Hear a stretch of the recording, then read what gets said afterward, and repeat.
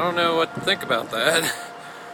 I didn't hear anything about supposed to be having tornadoes tonight.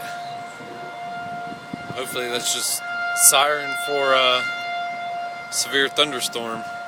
These clouds are looking pretty crazy though. Nothing's spinning.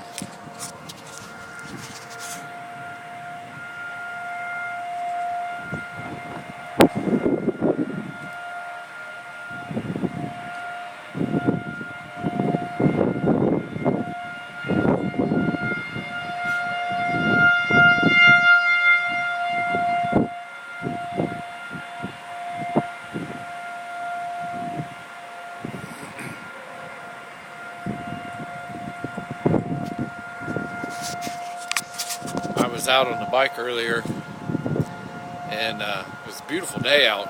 Hardly no clouds or anything. And I stopped over by my friend Oscar's house, and they were like, "It's getting ready to storm really bad." I was like, "Uh-oh, I better get home." And it looks pretty crazy. These are nutty looking clouds.